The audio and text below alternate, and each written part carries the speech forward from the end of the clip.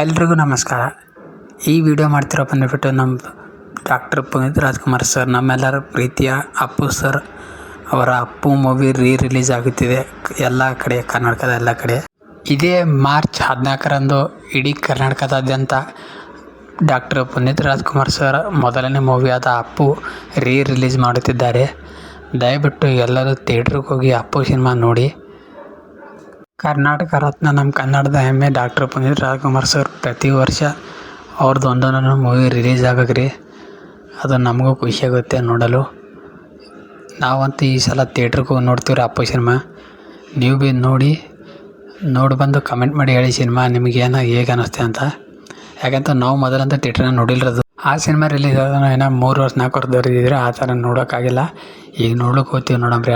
ಯಾರೆಲ್ಲ ಪುನೀತ್ ರಾಜ್ಕುಮಾರ್ ಸರ್ದು ಅಪ್ಪು ಮೂವಿ ಥಿಯೇಟ್ರನ್ನ ನೋಡಿಲ್ಲ ಅವ್ರಿಗೆ ನೋಡಲು ಒಂದು ಚಾನ್ಸ್. ಮಾರ್ಚ್ 14ಕ್ಕೆ ಎಲ್ಲ ಕಡೆ ರಿಲೀಸ್ ಆಗುತ್ತೆ. ಏಕೆಂದರೆ ಮಾರ್ಚ್ 17ರಂದು ನಮ್ಮ ಡಾಕ್ಟರ್ ಪುನೀತ್ ರಾಜ್ಕುಮಾರ್ ಅವ್ರದ್ದು ಬರ್ತ್ಡೇ ಇದ್ದ ಕಾರಣ.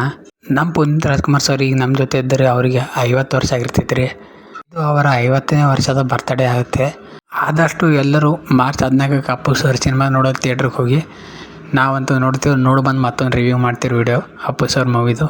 ಈ ವಿಡಿಯೋ ಇಷ್ಟ ಆದರೆ ನಮ್ಮ ಚಾನಲ್ ಸಬ್ಸ್ಕ್ರೈಬ್ ಮಾಡಿ, ಶೇರ್ ಮಾಡಿ, ಲೈಕ್ ಮಾಡಿ, ಕಮೆಂಟ್ ಮಾಡಿ. ಧನ್ಯವಾದಗಳು. ಮತ್ತೆ ಸಿಗೋಣ ಮುಂದೆ ನೋಡೋದಲ್ಲಿ. ನಮಸ್ಕಾರ. ಎಲ್ರಿಗೂ ನಮಸ್ಕಾರ. ಈ ವಿಡಿಯೋ ಮಾಡ್ತಿರೋ ಬಂದುಬಿಟ್ಟು ನಮ್ಮ ಡಾಕ್ಟರ್ ಪುನೀತ್ ರಾಜ್ಕುಮಾರ್ ಸರ್, ನಮ್ಮೆಲ್ಲರ ಪ್ರೀತಿಯ ಅಪ್ಪು ಸರ್ ಅವರ ಅಪ್ಪು ಮೂವಿ ರಿಲೀಸ್ ಆಗುತ್ತಿದೆ ಎಲ್ಲ ಕಡೆ, ಕರ್ನಾಟಕದ ಎಲ್ಲ ಕಡೆ.